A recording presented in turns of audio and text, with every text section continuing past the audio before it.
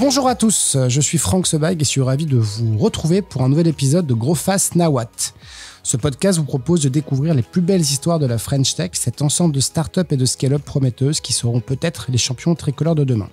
Aujourd'hui, j'ai le plaisir d'accueillir Rachel Delacour, cofondatrice de Sweep, une plateforme SaaS qui permet de collecter, structurer, analyser les données carbone au sein des entreprises et dans toute sa chaîne de valeur. Avec Rachel, nous regarderons aujourd'hui comment la société s'est créée et surtout nous parlerons en fait un petit peu du climat au sens propre et figuré. Donc le climat, tout ce qui est autour de l'environnement, mais aussi le climat lié à la réglementation puisque ça a beaucoup changé et voir comment tout ça en fait s'organise. Vous écoutez Grow Fast Now What, le podcast qui donne la voix aux acteurs de la French Tech. Bonjour Rachel. Bonjour Franck. Très heureux de enfin pouvoir te parler. On a un peu galéré pour trouver ce rendez-vous. L'actualité était dense et nos plannings respectifs hyper chargés, surtout le tien. Pour ceux qui ne te connaîtraient pas encore, est-ce que tu peux te présenter en quelques mots ? En quelques mots, alors moi je suis une entrepreneur de cette French Tech depuis un peu plus de 15 ans maintenant, avec un cursus plutôt financier à la base. Une première entreprise créée en 2009 qui s'appelait BIM Analytics et qui était très innovante et sur un sujet qui était celui de la Cloud Business Intelligence, donc de l'analyse de données complètement distribuée en ligne. On a fait partie des pionniers en fait sur ces sujets. Et puis on a été cette société, elle a été acquise par Zendesk qui fait donc du SaaS en customer support. Et on venait power, tout l'analytique chez Zendesk, post-IPO, etc. Donc, c'était vraiment une super expérience de scalabilité pour une boîte française comme nous. 2009-2015, période 2009-2015, donc assez rapide, exactement. Un exit. Oui, alors quand on est dedans, dans cette... 6 ans, ça peut paraître une éternité. 6 ans, en fait, c'est ça fait... envie de chat, c'est ça. Mais très, très, très chouette aussi pour nous d'avoir pu vivre l'accélération à l'intérieur d'une sublime entreprise américaine, californienne, qui cochait toutes les cases du succès SaaS. Donc ça nous a énormément boosté. Quand je dis nous, c'est mes cofondateurs actuels aussi, qui étaient aussi ceux de l'époque. Et on s'est, après quelques années chez Zendesk, où on a énormément appris, on s'est reconstitué ensemble pour créer Sweep. Et en fait, on ne fait pas grand-chose d'autre que de l'analyse de données en ligne, mais sur des données extra-financières. Donc, une plateforme de SaaS, d'analyse des données extra-fi. Donc, tu parlais surtout du carbone tout à l'heure, mais on a aussi tout le ESG, parce que le carbone, c'est un peu la face nord, mais quand on a le carbone, on sait évidemment faire le reste. Et le but, c'est de permettre aux entreprises de vraiment comprendre, de faire cette espèce de business intelligence, finalement, qu'elles font déjà sur tout un tas d'autres sources de données, mais le faire sur ces sources de données qui sont dites extra-financières et de pouvoir piloter ce qui se passe un petit peu côté impact environnemental, impact sociétal et puis sur sa gouvernance. Donc la création de Sweep, c'est 2020. Donc tu es resté la session de BIM, c'est 2015. Tu es resté quoi ? Quelques années chez Zendesk. C'était vraiment une expérience assez incroyable pour nous de comprendre en fait la mécanique, la vélocité de ce qu'on n'avait pas forcément comme modèle en France, tout simplement. Donc le voir de l'intérieur, c'est passionnant. Tu sors d'une expérience, tu disais envie de chat, ça c'est quasiment une vie professionnelle. Qu'est-ce qui se passe si j'ai bien lu tous les articles que tu as donnés, t'es dans un avion.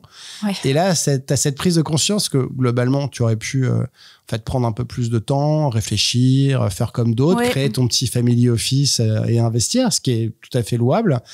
Qu'est-ce qui te pousse à justement te relancer avec ton équipe sur ce sujet important? Alors moi, j'ai eu la chance de faire cette acquisition qui a absolument changé ma vie matérielle très clairement, sachant que je viens d'un milieu relativement modeste. Alors j'ai pas fait ça pour ça, mais c'est vrai que ça a changé beaucoup de choses. Et en fait, ce que ça m'a surtout dit à cette époque-là, c'est super, t'as 36 ans, t'as mis toute ta famille à l'abri. Et oui, mais sur le papier, la définition tu as mis tout le monde à l'abri, sauf qu'en fait, quand on lit un rapport du GIEC, on se rend compte qu'on n'a pas mis grand monde à l'abri, en fait. Et que, pas tes enfants, en tout cas. Et que pas mes enfants, et que, à part avoir un projet qui est celui d'aller vivre dans un bunker, qui est pas un projet de vie super, quand même, sur le papier non plus, en fait, le climat rattrape tout le capitalisme et le modèle, en fait, qui est supposé nous mettre à l'abri quand on a coché plein de cases, quoi. Donc, en fait, j'en avais pas coché finalement tant que ça. Et en décortiquant un petit peu le problème, je me suis dit de ce climat qui va mal, moi je n'ai qu'un prisme qui était lié à mon activité professionnelle bien sûr, mais un prisme d'entrepreneur, un prisme de mais qu'est-ce que font en fait les PDG d'entreprise, les entrepreneurs pour améliorer en fait la situation de leur impact en fait, parce qu'on a tous tout émet du carbone très clairement. Le moindre pixel de commande envoyée, la moindre ligne de production, etc. Donc, en fait, qu'est-ce que font les entreprises? Moi, j'ai ce prisme tout de suite de penser dans le cadre de l'entreprise, pas forcément en B2C, tu vois, par exemple. Et en fait, j'appelle d'anciens clients de ma base cliente, donc de la première entreprise, et puis avec qui j'avais gardé de très bons rapports, et ils me disent, mais tu sais... En fait, on aimerait faire que nos entreprises, elles aient le moins d'impact possible, mais on sait vraiment pas par quel bout le prendre. On sait à peine ce que c'est que de calculer vraiment un bilan carbone. Et puis surtout, on a l'impression que c'est compliqué. On a l'impression qu'il faut absolument recruter des ressources. Ce qui, oui, en effet, les entreprises qui étaient déjà dans ces initiatives, elles avaient déjà toutes ces ressources en place, mais voilà, comment est-ce qu'on fait pour automatiser tout ça? Et Rachel, pourquoi tu fais pas de la BI appliquée à l'extra-financier? Pourquoi tu nous permets pas d'aller piocher dans toutes ces bases de données-là, transformer ces données en données métiers, c'est-à-dire en données expertes, science-based, en fait, qui nous permettraient de comprendre exactement où on en est, et puis de mapper tout ça, de cartographier et d'imaginer quels sont les risques associés à ce que l'on fait, mais aussi à ce que notre business risque dans une plus grande chaîne de valeur. Et donc... en fait, ils étaient en train de me dire que c'était un problème de data. Et moi, quand on me dit que c'est un problème de data, ça te parle. Et qu'on me dit que c'est un problème global, et moi, forcément, je me dis, attends, de base, dans la vie, le digital est une panacée, la panacée pour connecter tous les points de la planète, c'est quand même...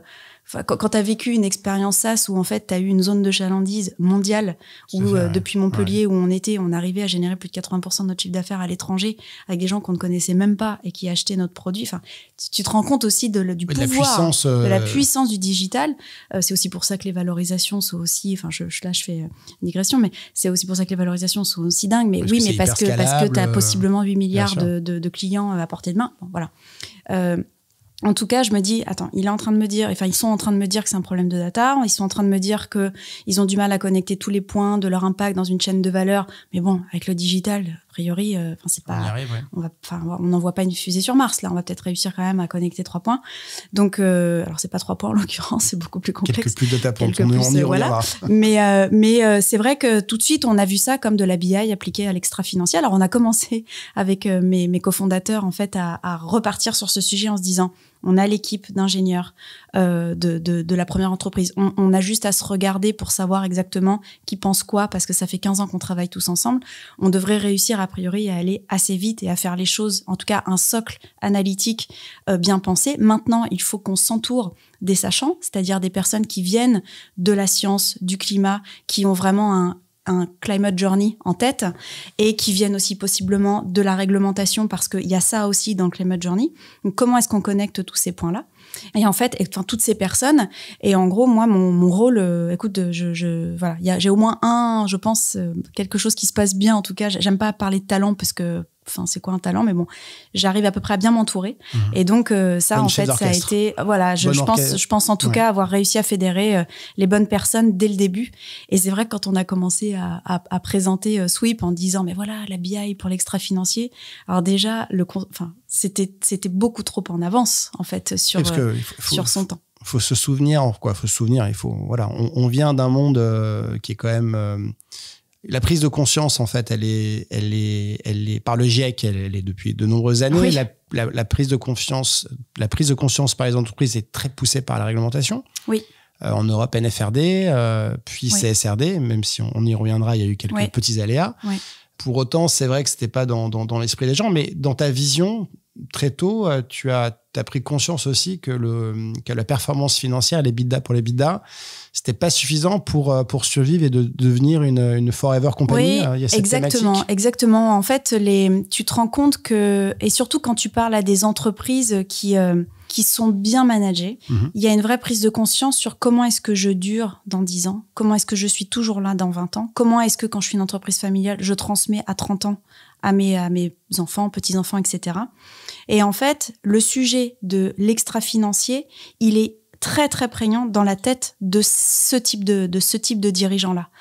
Et en fait, il y a un sujet, donc l'aspect réglementaire et l'aspect vient aussi bousculer l'actionnariat des plus grandes entreprises. Les plus grandes entreprises, de toute façon, la réglementation, les rappels à l'ordre et les poussent, etc. Et donc, en fait, il y a pléthore, finalement, d'entreprises qui sont des êtres humains qui, à la base, font ces entreprises-là, ont une prise de conscience sur, OK, je fais quoi, moi aussi, c'est quoi mon rôle? Est-ce que c'est de piller les communs pour un profit, ou est-ce que c'est de rendre la part belle aussi à ce qui fait mes ressources, et comment est-ce que je renvoie l'ascenseur, comment est-ce que je dure pour toujours, comment certaines entreprises aussi, les sociétés à mission, etc., se donnent aussi maintenant le nouvel enjeu de possiblement changer les modèles, que ce soit capitalistique, etc. Comment est-ce qu'on inscrit, en fait, en tant qu'humain entrepreneur, comment est-ce qu'on s'inscrit dans une nouvelle pérennité, quoi.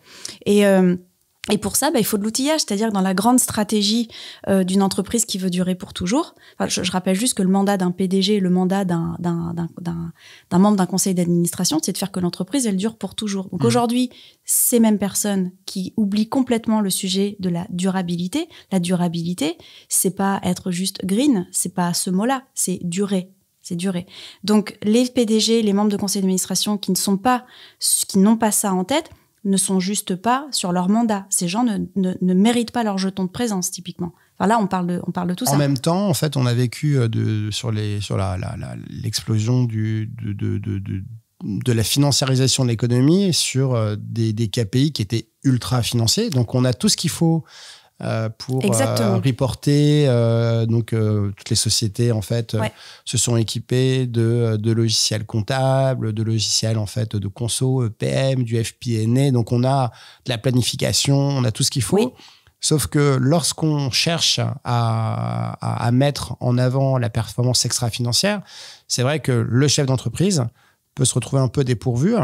Oui, d'un côté, les grands comptes qui peut-être avaient une petite culture, parce que poussée par la réglementation, mais finalement très peu digitalisée. Et c'est là où toi, tu te dis, en fait, on peut reconnecter. Parce qu'en fait, est-ce que c'est une excuse pour ne pas le faire parce que en fait, Excel ne va pas assez loin? Donc, il y a plein d'entreprises qui n'ont pas attendu et qui étaient déjà sous Excel pour, en tout cas, tenter d'organiser un maximum de la visibilité, en fait, sur leur sujet extra-financier.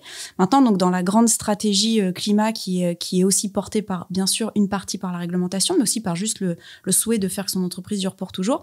Dans cette grande stratégie-là, il faut une stratégie technologique d'outillage. Et c'est vrai que si on fait le rapport avec ce qui s'est passé dans le monde de la finance a eu sur cette partie-là, les entreprises, elles ont eu 30 ans pour organiser les choses. Finalement, c'est vrai, quoi, depuis, bien tu sûr, vois, 30 ans pour... Toi, tu parlais de l'outillage, de la boîte à outils qui s'est digitalisée entre-temps, qui s'est transformée, etc. Mais il y a aussi eu les jobs internes, les auditeurs internes, les contrôleurs de gestion, les comptables, etc. Il y a eu toute cette ressource-là qui a été internalisée, externe, avec tous les auditeurs externes aussi, etc. On demande en fait le même niveau aujourd'hui d'organisation en termes de ressources, en termes d'outillage sur l'extra-financier, mais en 3-4 ans, là où on a mis une trentaine d'années pour tout organiser sur l'aspect finance. Et c'est là que justement, on a, pour ceux qui nous écoutent, qui connaissent un peu cet écosystème... Ça fait un peu peur, forcément, ça faisait un peu peur, mais ne m'imposez pas ça. En fait, j'ai l'impression qu'il y avait à un moment donné cette incompréhension entre cette volonté d'essayer de faire des choses et aussi des contraintes et un timing qui était peut-être un peu excessif. Et tu as complètement raison. Tu as complètement raison sur les contraintes matérielles d'outillage. Surprise, surprise, comme ils disent là tous en ce moment aux États-Unis. Mais la bonne nouvelle, c'est que le digital et des startups comme des entreprises innovantes comme les nôtres qui connaissent un petit peu leur sujet sur tout ce qui va être data, etc., processing, analytics, storage, et on est en capacité aujourd'hui d'adresser de faire partie de cette boîte à outils très performante pour analyser l'extra-financier. Et je rappelle juste que sur le sujet de, oui, bon alors il y a une contrainte matérielle, puis en plus il y a une contrainte de temps quand même, c'est un peu fort de café, quoi. Oui, mais enfin bon, il y a juste une urgence climatique aussi qui s'est installée, qui est juste très très corrélée au problème.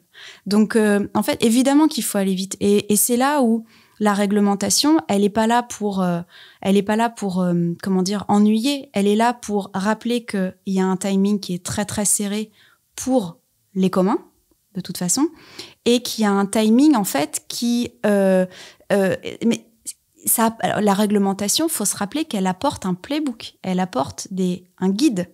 Vous ne savez pas comment faire, vous inquiétez pas, je vous fais gagner du temps dans tout ce que vous imaginez être compliqué. En fait, moi, je vous dis exactement dans quelle case et de quel type de data il faut que vous regardiez, comment est-ce que vous devez construire un plan de transition vers une économie bas carbone.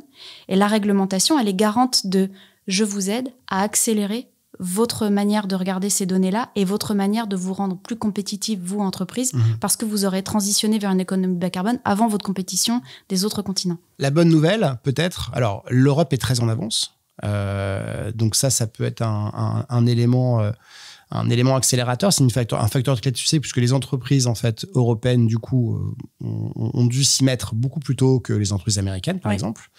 On a vu justement dans la réglementation, cette fameuse réglementation CSRD qui faisait en fait la suite d'une autre réglementation qui obligeait déjà un certain nombre d'entreprises à faire une déclaration, la déclaration de performance extra-financière. Donc, ce qu'on a vu là dans les derniers mois, c'est que justement, il y a eu une forme de réflexion, une réflexion européenne pour dire, bon, peut-être qu'on a été un peu trop rapide, non pas dans cette volonté que les entreprises communiquent sur l'extra-financier, mais dans le timing pour le faire. Et donc, ce qui s'est passé là, en fin mars, c'est qu'on a eu les grandes entreprises qui, elles, étaient déjà lancées, finalement, passer de DPEF à un reporting extra-financier, c'est dur, mais finalement, il y avait la culture. Et c'est vrai que pour le reste... Il y avait le staffing, il y avait les ressources. Pour le reste de la population, donc dans toutes les très grosses ETI, les boîtes familiales, les boîtes sous LBO, tout le reste, les 40 000 qui restaient en France, par exemple. Là, on a eu un petit décalage, donc de 2 ans pour celles qui avaient plus de 1000 personnes et plus loin pour les autres.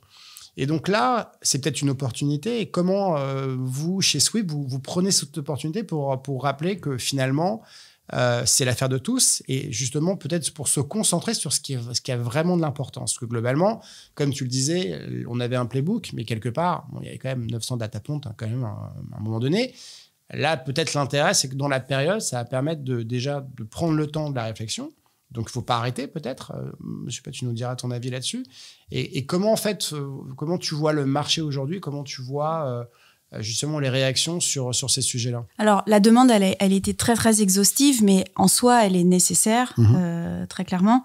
Maintenant, elle a été pas forcément très bien expliquée et il y a eu un vrai sujet de communication. On aurait peut-être dû, alors pour ceux qui nous écoutent et qui sont peut-être un petit peu plus dans les détails, on aurait peut-être dû s'arrêter un peu plus au zéro, tu vois, au zéro, plutôt que... Voilà, c'était peut-être déjà une manière de correctement expliquer le pourquoi, parce que ça parle, en fait, l'impact, le risque, l'opportunité, ça parle à n'importe quel entrepreneur. Donc, il y avait peut-être déjà aussi un sujet de wording, un sujet d'être plus dans l'explication et de pas forcément laisser l'explication à une monétisation, quoi. Voilà, ça c'est sûr.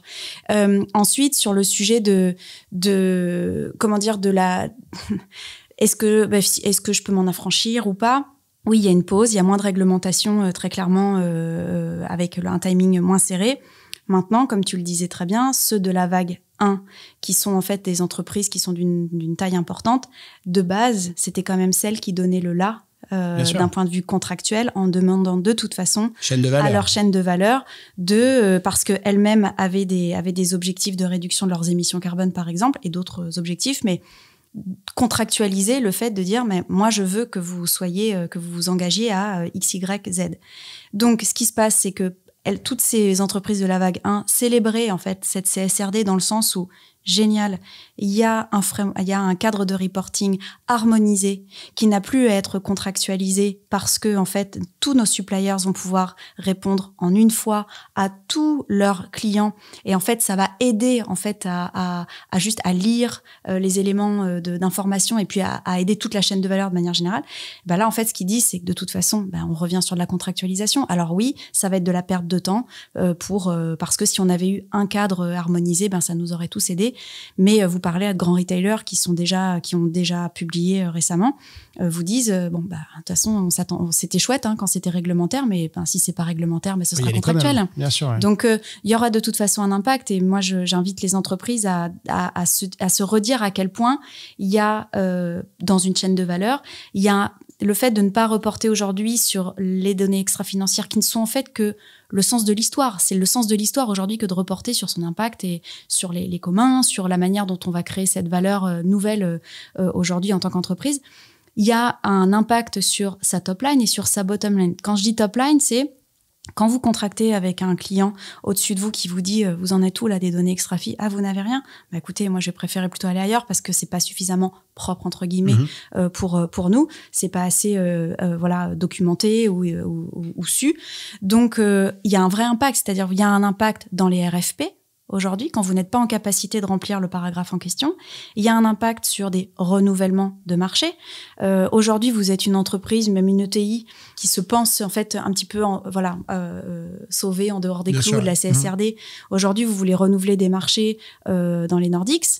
Si vous faites, je dis n'importe quoi, mais entre 10 et 20% de chiffre d'affaires, bonne chance, quoi. Parce que il y a quand même, en fait, le sens de l'histoire va vers, de toute façon, il faut montrer ce qu'on est en train d'émettre et faut publier tout ça, faut le communiquer et agir surtout. Donc, il y a un impact sur la top line de renouvellement ou d'accès à de nouveaux marchés. Et puis, sur la bottom line, il y a quand même encore beaucoup de financeurs qui regardent, alors peut-être un peu moins, mais qui regardent le sujet des crédits, le sujet des prêts, le sujet du financement, le sujet de l'equity aussi.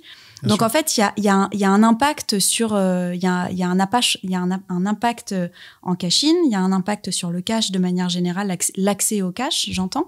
Donc tout ça, c'est à prendre en compte quand on est un CEO aujourd'hui, toute la dynamique, en fait, la gouvernance liée au fait de comprendre ces données-là, ça impacte vraiment l'efficience du business dans le temps, quoi. On est en train de parler de ça, quoi. Ouais, sachant que on pourrait ajouter même sur les sujets de M&A. Sur les sujets de M&A. De M&A, en fait, la question. Alors, il y a une étude coréenne qui est hyper intéressante, qui a analysé l'impact de la communication, en fait, extra-financière. Et c'est assez marrant. Bon, forcément, la base de données est un peu tronquée parce qu'il y a pas parce qu'elle n'est pas harmonisée par une réglementation qui a mis tout le monde sur le même pied d'égalité. Grâce à la CSRD Laga, dont c'était 400 boîtes, voilà, qui était en fait voilà. Et la question, les premières analyses qui datent d'avant cette vague-là étaient de dire que en fait, le fait de bien communiquer, c'était pas un élément de survalorisation.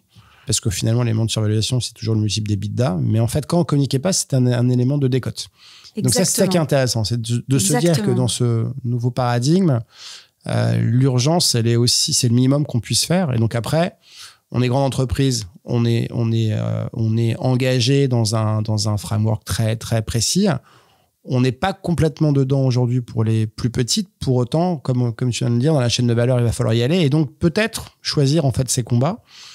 Puisque Et le plus tôt est le mieux, parce que le plus tôt vous collectez, le plus tôt vous analysez, le plus tôt vous vous rendez compte. C'est pas grave de faire des erreurs aujourd'hui sur ces sujets. C'est pas grave de démarrer petit, même à l'échelle de l'entreprise, de se dire je vais démarrer par tel périmètre déjà. Parce qu'on commence par carbone, un peu de social, un peu de gouvernance. C'est pas grave de se dire on démarre peut-être plus petit que ce qu'un concurrent a pu faire, etc. L'important, c'est de démarrer. Et en fait, c'est pas grave de faire des erreurs. Parce que tout le monde démarre, tout le monde est un peu en mode start-up sur ces sujets.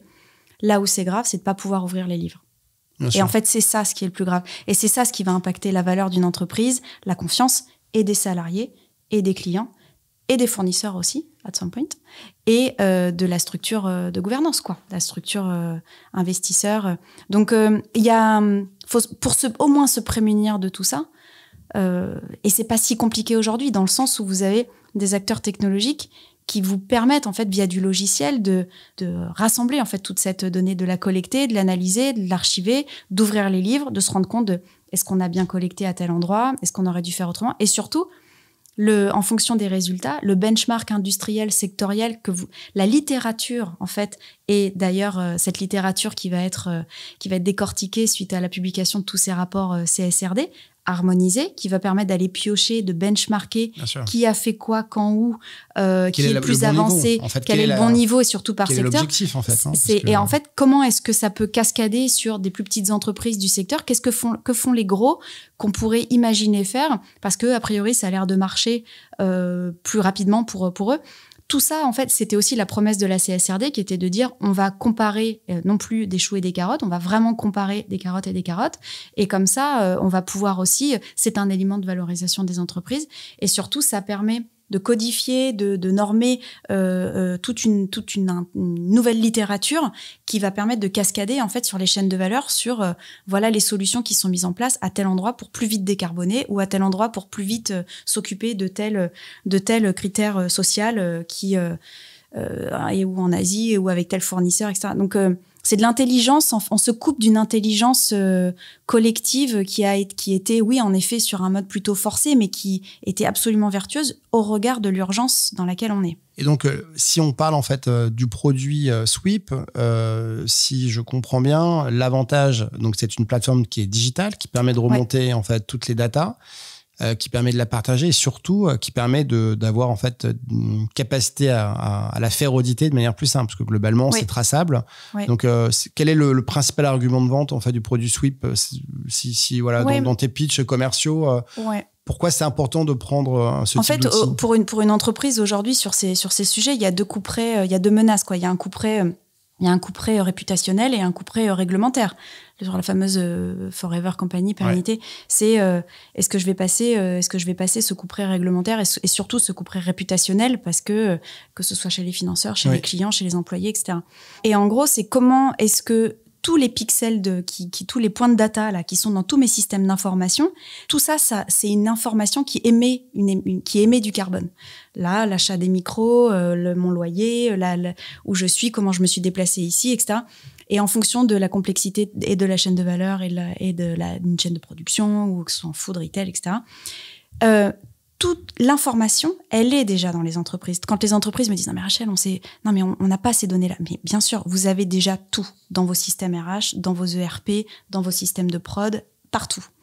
Tous vos systèmes informatiques aujourd'hui ont déjà ces informations-là. Maintenant, moi, ce que je fais, c'est que je schématise ma couche logicielle, je la connecte sur toutes ces sources de données-là, de la même manière que ce qui est fait pour la business intelligence, si vous utilisez Tableau Software, Power BI, bref, vous connectez ça à toutes les sources de données, puis vous faites un data lake, et puis derrière, vous faites vos graphiques de suivi de toute cette activité-là. Et ben moi, en fait, le layer de la couche logicielle que je vais mettre sur ces différentes sources de données-là, mais en fait, elle va en plus appliquer une équivalence experte, métier, science-based, qui va transformer tous ces pixels de data-là en carbone. C'est-à-dire, je vais appliquer ce qu'on appelle un facteur d'émission, qui est celui de l'achat de la chaise, celui de la production de tel matériau, etc. Et en fait, ça va donner une équivalence carbone totale qui va pouvoir être consolidable et qui va pouvoir être en fait pilotée par l'entreprise de se dire « Oh waouh, ok, à tel endroit de mon entreprise ou sur tel type de business unit ou sur tel type de géographie ou sur tel endroit de ma chaîne de valeur, waouh, toutes ces données-là, toutes ces pixels de data-là, ça veut dire ça en termes d'émissions? Ok, où sont mes hotspots? Comment est-ce que je peux... En fait, tu rends visible l'invisible tout en étant science-based avec toute la capacité d'audit, que ce soit pour tes audits internes, juste pour savoir est-ce qu'on se trompe, est-ce qu'on se trompe pas, garbage in, garbage out, c'est toujours ce qu'on dit. Tu viens c'est ton métier. Mais du coup, tu sais très bien que si tu es en capacité d'auditer, déjà tu peux avoir l'audit interne qui vient corriger beaucoup de choses. Tu as des plans d'action qui peuvent être mis en place parce que tes équipes, elles ont une lecture beaucoup plus fine de ce qui se passe. Elles sont pas obligées d'attendre que un consultant extérieur vienne leur dire quoi faire. Donc, tu as un pré-travail. Tu peux te faire ensuite aider par des gens sur ton secteur dont c'est vraiment le métier de t'accompagner. Et ces consultants-là, ils viennent en se disant « Ok, super, toute la partie collecte, elle a déjà été faite, elle a déjà été...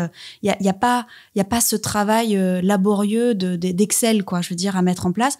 Parlons directement maintenant de ce qu'on doit faire. » le plan d'action. Et en fait, tu payes la valeur des partenaires avec lesquels on travaille, elle est géniale parce que tout de suite, c'est concentré sur l'action. Ok, il y a le logiciel qui s'est occupé d'aller vite sur ces sujets de montrer l'invisible, justement, de rendre visible l'invisible. Et maintenant, c'est quoi le plan d'action et comment est-ce qu'on pilote ça? Donc, si tu veux, il y avait une plateforme, voilà, qui manquait dans cette chaîne de décision-là. Et donc, nous, on permet de prendre de meilleures décisions sur sa transition vers une économie bas carbone. Dans ton agenda, à court terme, c'est quoi tes grands chantiers, sur quoi vous allez vous focaliser?